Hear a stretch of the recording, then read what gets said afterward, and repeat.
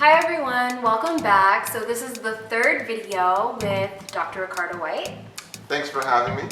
And in this video, we're gonna go through the Wholeness Grid and continue on to the relationship section. This is the final installment in this series. So if you haven't seen the first two videos, check them out, they're on my channel. So Dr. White, let's continue. If you take a look at all of our relationships, they come in two categories. What are those two categories? Romantic and non-romantic. So Casey used to say intimacy, but yeah, all our relationships tend to be intimate to some degree. Well, if we start off with romantic relationships, I really took some time to identify some critical questions you need to ask of yourself and that significant other. It's super important for you to take the time to love yourself so that you can teach others how to love you. So how do we do that, practically speaking? It starts with first spiritually. Where am I spiritually, and is my spirituality compatible with that of my potential partner? Yes, I'm engaged in my spirituality and my faith walk with Christ, and so is my partner. Where am I in terms of my ability to provide for myself and my partner with regard to the basics needed for survival? A lot of times we jump into relationships trying to figure out how much we can get. A lot of us are asking ourselves, am I ready to even get into a relationship? Part of that readiness is, where am I in my ability to give? So what do you think? I'm in a relationship. We both can afford each other, and to do things together, it's not a strain.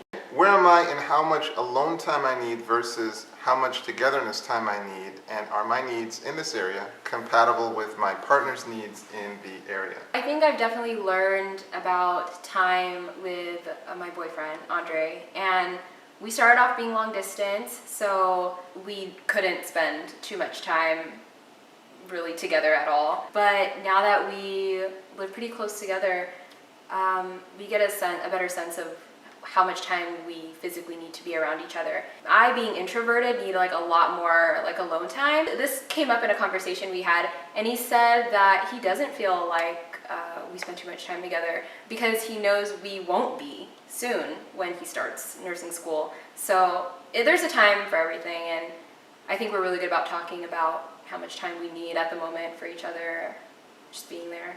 So that's the key. You're getting feedback that validates that he's not necessarily feeling that he needs more time or less time. Yeah. So the feedback is telling you we're in the right place. Yeah. I get it. Your life is in flux, because you guys are going through school, so it's, downtime now, but later on you don't have quite as much downtime. And so there's a lot of shifting. Overall, you're paying attention to, like you said, hey, I'm an introvert, and so my time alone is something I really need. When you're dating, it's cool to pause and you just write out in that journal, hey, this is what alone time means. I'm introverted and this is why I need this time. Understand who you are in that category. What boundaries do I need to set to protect my identity? Well, I try to do something every day that I enjoy doing. It helps me feel connected to myself, and just is another way I can experience recreation. Your boyfriend honors that, basically. Okay, and so he knows he needs to honor that. Yeah, and I need to honor his time to. Well, absolutely. Yeah. And what number would you give yourself there? 10. Okay. Where am I in my faith walk, and is this partner a help or a hindrance? The goal is heaven, and my partner and I are actively trying to pursue that goal together. I feel like we can do devotions more together instead of just always doing them apart. It's good to fellowship, even fellowshipping with your partner. So that's something I feel like I can improve on, and we can improve on together. So it's one thing to say, hey, I'm a Christian. Let's just use the Christian tradition. So I'm a Christian. So I wake up, I really do my own thing all day. And then on the weekends, I go to church, and then I go home and, get back to life. And it's another thing to systematically connect with God to get a sense of what would you have me do going forward. As you can see, a lot of people, they don't even feel like God's voice is audible in their life. Well, no, a faith walk prioritizes that and says, no, I'm gonna hear you. And it's not always, his voice from heaven. That's part of the gift of Scripture. That's his voice. But that's what I mean by faith walk. Does that make sense? Yeah, that makes sense. I'd still give the same answer. Yeah. Well, I said it so that you would change, Casey. No, I'm joking. All right, but I just thought it would be important to just define. Yeah, this is what a faith walk is. definitely. All right, so where is my partner in their faith walk, and am I a help or a hindrance? Well, like I said, we're both have the same goal, and every day we try to reach that goal. I can't tell you where he is in his personal faith walk with God, but I can tell you that he's getting closer to his goals that he's voiced to me every day. So, I think I'm a help.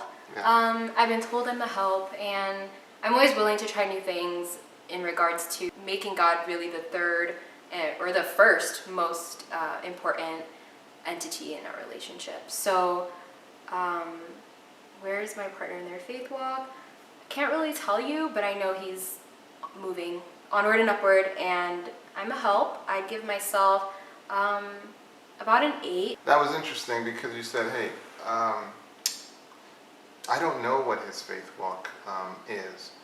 Or I know he has one, but I'm not all that necessarily involved in it. I am pretty involved in it, but I can't tell you his personal relationship with God. Right, Yeah. right. So I think the key there is to just know the person has one, yeah. and know that they're, wrestling, and certainly knowing that you are not a hindrance to it. So just like you said, but I just want your viewers to understand how to answer that question or derive value from it. Do I have a meaningful, authentic awe, appreciation of my intrinsic value as a human? Do you value yourself? Sometimes I don't. It takes a lot of encouragement for me to see that what my talents are, what I'm good at, how I can help others. So getting reminded of that, like my partner reminds me of that, it helps me, it encourages me. So I've definitely come a long way and have grown appreciation for myself. So I'd like to say I do have authentic appreciation for my intrinsic value. And it varies day to day. So I'm not really strong and stable in that area yet. I'd probably give myself a 5. Okay, so the power of that, Casey, is you are highlighting this is an area that I can do some work in. And it's as simple as, looking in a mirror and saying, I value you. I don't know if it's natural to feel that way. And we live in a culture where for some reason it's either two extremes. Either we feel like we're worthless, or we place way too much value in ourselves without. So it does require some balance, but just knowing there's a lesson that you were born here to teach us, and that is, how do we value you? And who better to teach us the lesson than you? And in order to teach us the lesson, you've got to learn that lesson as well, so that you can teach people through the boundaries that you set, through the standards that you demand people have in interacting with you. You send a clear message.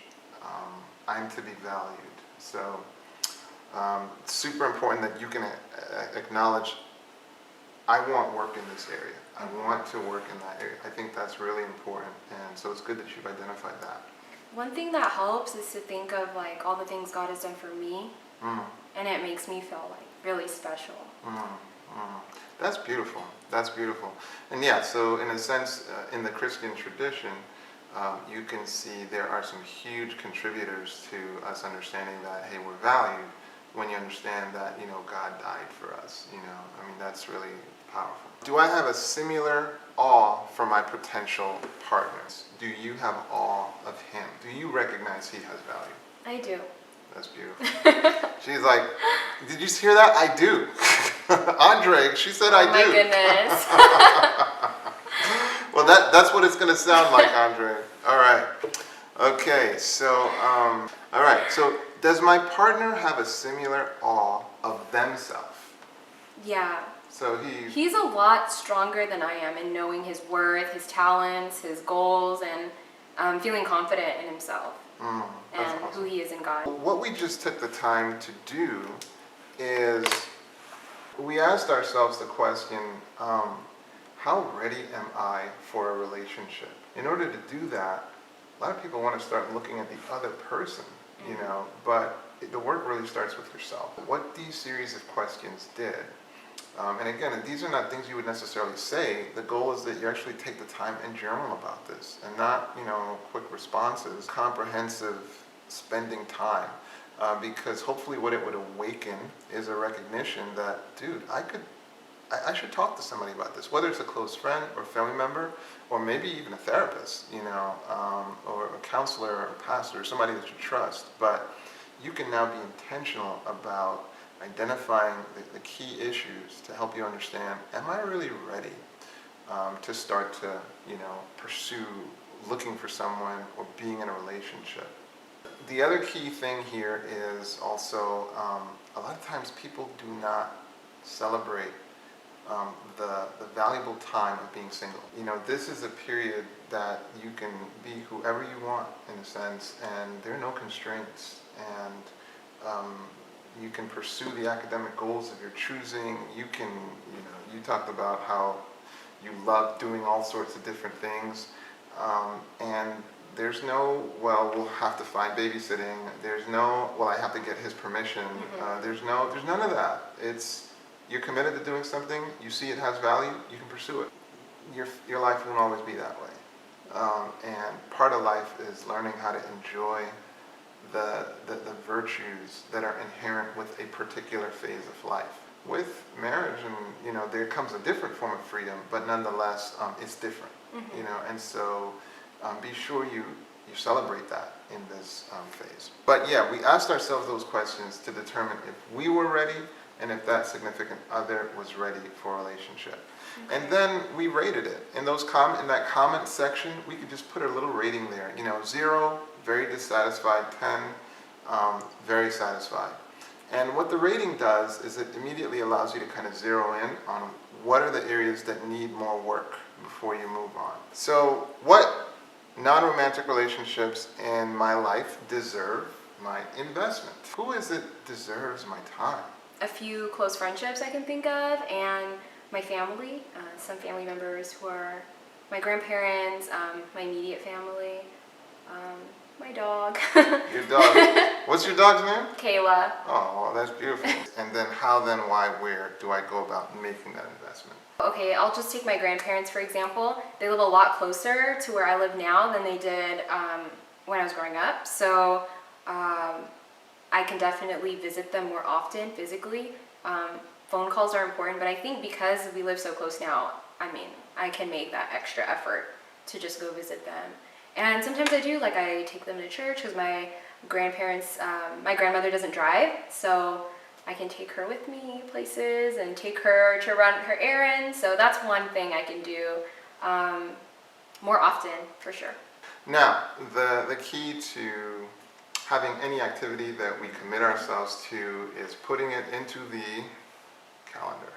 Okay. Yeah, to get it off of that list and into the calendar. Sometimes people will forget their non-romantic relationships. Well, the purpose of the Wholeness Grid is that you not forget your non-romantic relationships. And you remember people like your grandparents and the uncle that was super kind to you when you were a kid, and on and on. And then you make a conscious plan of how you plan on engaging them. We've just concluded that as far as making the assessment, making the ratings. And so what we'll shift over to now is actually start doing some preliminary strategizing. Okay. Again, from all this work, what you are getting is the beginning of a plan that you can further work through with a good friend. You can sometimes do it by yourself. You can do it with some professional help. It might be a therapist, a counselor of some sort. Some people can trust their clergy. But you are getting organized and intentional about planning in these critical areas of your life. A tool to add with the Wholeness Grid is a great journal, because I'm such a believer in reflective writing. I think it really allows you to clarify your thinking, and of course, thinking is a crucial part of planning. So stay tuned now as we take a look at Casey's Wholeness Grid Alright, so I'll see you in the next video where we evaluate all of the questions that I've answered and see how I can use those questions and those answers to those questions to add more wholeness to